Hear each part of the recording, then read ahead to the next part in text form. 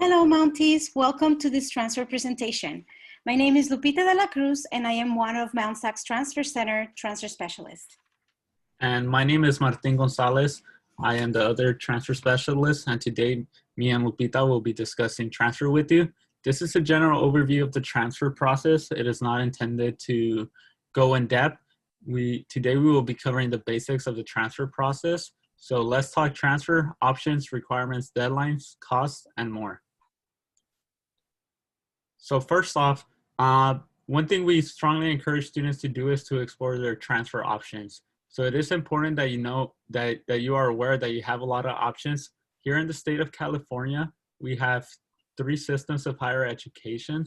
The first off is the Association of Independent California Colleges and Universities. They are essentially what most of you would probably know as the private schools. So in the state of California, there's over 75 different private schools that you could apply to. Next, there's also the Cal State system. There's 23 Cal States in the state of California. That includes the Cal Poly. Some of you might know of Cal Poly Pomona, Cal Poly San Luis Obispo. Those 2 are part of the Cal State system, and they have other sister campuses like Sacramento State, San Diego State, or Cal State LA, and Cal State San Bernardino. So in total, you have 23 Cal States. And last but not least, there is 9 different UCs, which include the local campuses of UC Irvine, UC Riverside, and UC LA. So in total, if you add these up, you have over 100 different campuses, stretching all the way from UC San Diego up north, about 20 hours away, to Humboldt State University.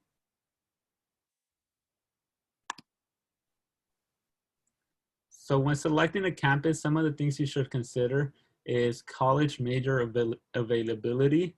So you want to ensure that you are choosing a major that is offered at the school you are eventually wanting to transfer out to. So we often get students that come into the transfer center and they tell me, I'm a criminal justice major, and I ask them, well, what is the school that you're interested in transferring out to? And they share with me that UCLA has always been their dream campus. But UCLA doesn't have a criminal justice major or an administration of justice major. So it's important that you're doing some background research, that you're meeting with the transfer specialist or with the Mount SAC counselor to determine where are your majors offered at, and are they offered at the campuses that you're interested in. So the Cal States and the UCs both have 2 really useful resources that all of you could use at home and use on your computers. So first off, there's the Cal State Search CSU Degrees tool. So you're able to conduct a search of your major, and it generates a list of all the Cal States that have your major. So all of you could select a bachelor's degree since that is your current educational level. And then if you do a search for psychology, for the purposes of this sample, we'll use psychology as the major. You're able to select the delivery format. You can leave that at all. And then we want to search all the campuses that have the psychology major. So psychology is a really popular major, and the majority of the Cal States will actually have a psychology major. So as you see here, East Bay, Fresno, Humboldt, Long Beach, and as you go through the list, you'll notice that a lot of the Cal States will be listed on here. So if you are a psychology major, we would encourage you to actually go into these websites. So if you click on psychology, it'll take you to the campus website, and you'll be able to receive more information of the psychology major at Bakersfield or at Channel Island, so that you could make an informed decision when you're applying to transfer of what campus is the right fit for you. The UCs have a similar website where you're able to enter the major name. So if you wanted to search business administration, if you are a student who is majoring in business administration, you would be able to generate a list. We'll go ahead and search all campuses to see which UCs have a business administration major and select junior transfer. So all of you, when you apply, you will be a junior level standing, and we'll talk about that as we move forward in the presentation of why you will be in junior level standing. So once you hit search, this list will pull up anything that has business or business administration in the major title. So it's generating a list of at some campuses like UC Irvine something similar to business administration. So at Irvine and UCLA, you see that they have business economics. So it's not necessarily business administration. So we would encourage you to go to each individual website and do a little bit more research, or come to the transfer center and meet with the transfer specialist or a Mount SAC transfer or a Mount SAC counselor to receive more information about that major. So once you determine which campuses have your major at the respective universities, we also want you to consider selectivity and impaction. So some campuses do declare impaction. This is most commonly an issue at the Cal States. The Cal State institutions typically declare impaction. So some of the local campuses that have declared impaction is Cal State Fullerton.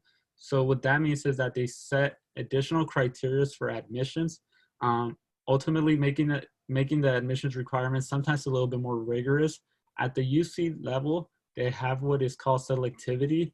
So the UC don't declare impaction, but we do have some campuses like UCLA and UC Berkeley that have selective criteria for admissions. Another thing you might want to consider is the learning environment. So the Cal States are known to be practical campuses. They have a hands-on approach, or what is called application-based learning. So they want you to have some sort of hands-on experience so that when you graduate, you're ready to enter the workforce and ultimately find a job in the career that you're interested in. At the UC, they have what is called theory research-based learning. So the professors at the UCs, they're actually being paid to conduct research. Ultimately, how that will impact you is that you will have the opportunity to engage or to conduct your own research. So I myself went to a UC and I did not participate in research, but I did have a lot of friends who were doing research of their own in subjects they were really interested in. Now, if you go to a Cal State, you could also do research. I went to a UC and I chose to have a hands-on approach during my educational journey. So you could do one or the other at each campus that you go to. So it is not exclusive to one or the other, but ultimately that is the learning environment at those campuses. Also, the quarter system versus semester system is something you should really consider.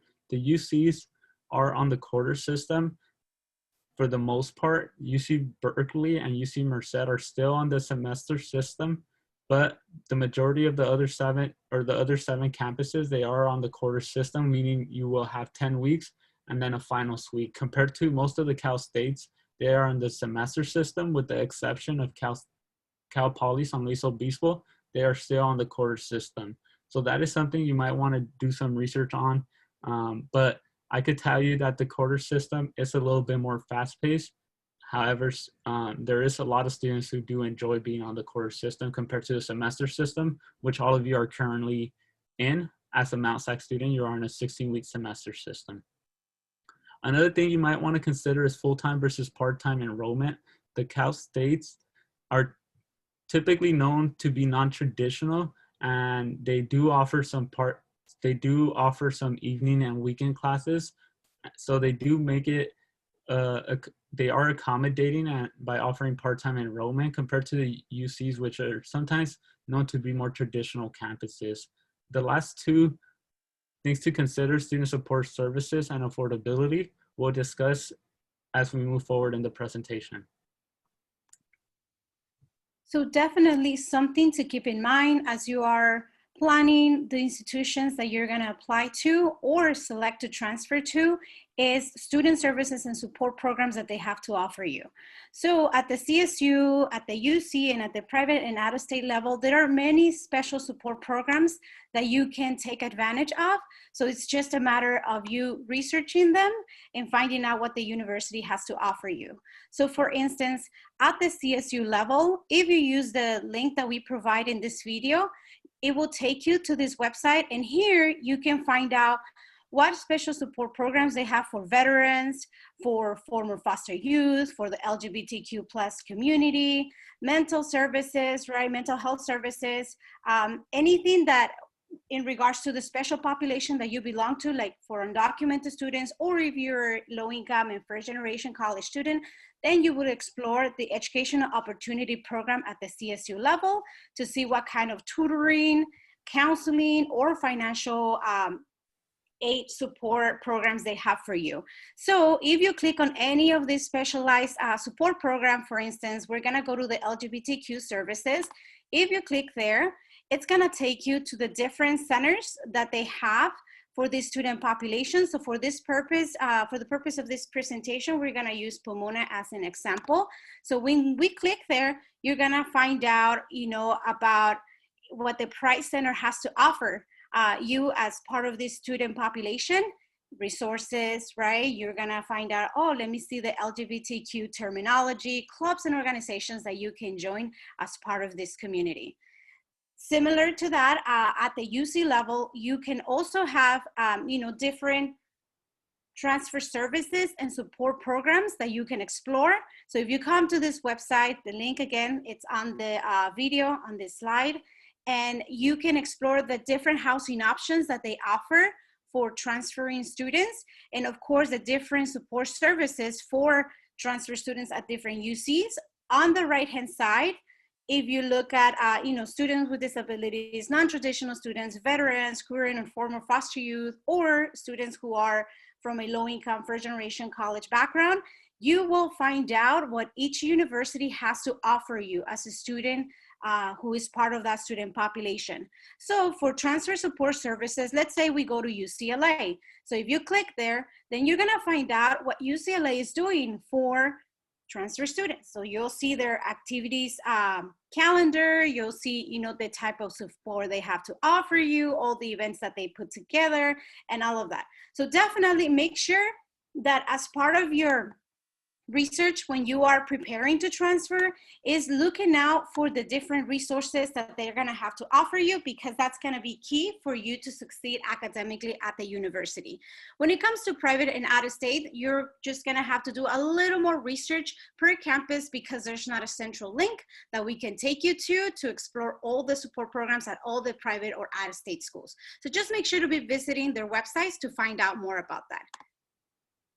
And another very, very important factor that you need to keep in mind as you are, planning what schools to apply to or what school to select to transfer to is the cost of attendance, right? And how you're gonna pay for your education.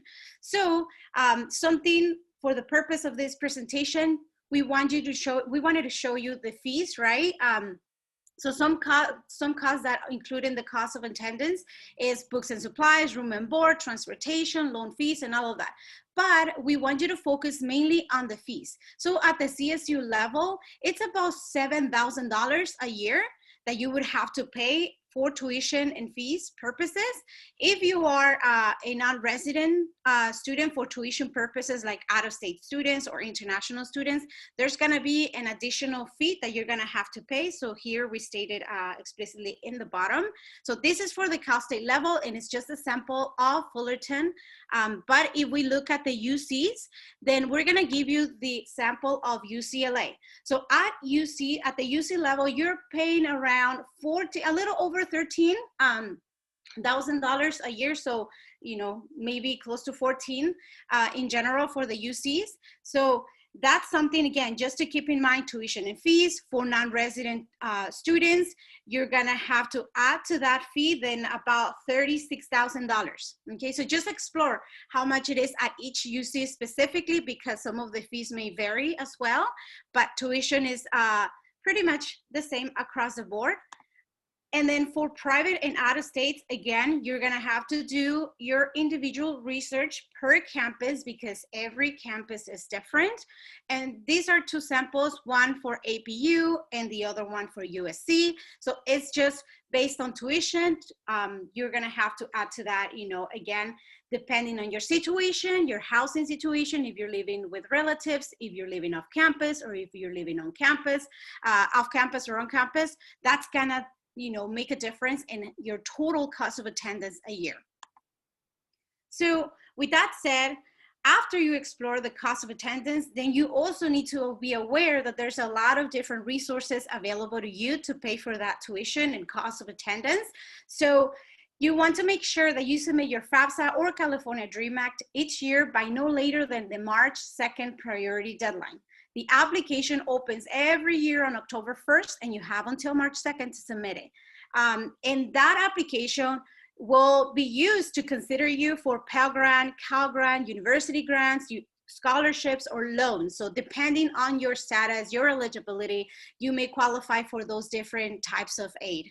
And of course, you want to consider scholarships. So when you apply to the UCs, your UC application is not only used for admission, but also for scholarships. So you want to make sure you make a great effort on those personal insight questions on the application, because they can be used to be awarded scholarships. And of course, make sure to explore the Mount SAC Scholarship website, because we do have an amazing scholarship program every year that typically opens in the winter, and you have until April to submit your application. You submit one application for many, many, many different scholarships. So make sure to apply each year. They're open to continuing, transferring, and new Mount SAC students. And of course, another type of aid or opportunity for you to pay your cost of attendance is the UC Blue and Gold Opportunity Plan. So for this one, make sure to explore it again. We're giving you all these links for you to do more exploration on those different resources. So particularly for this one is for students with an income below $80,000 a year. And if you meet other eligibility requirements, you can get all your tuition and fees waived at the UC level. And then you also have the middle class scholarship for students with an income above $80,000 a year. And you can have a scholarship also to sort of discount your tuition and fees. At the bottom, you're gonna see the different links to calculate your aid. So the very last one is to calculate your aid at each different UC. Then the middle one is for the CSUs, and then the top one, the first one, you can technically use that FAFSA calculator for any private out-of-state, UC, or Cal State. So make sure to utilize and explore all those links.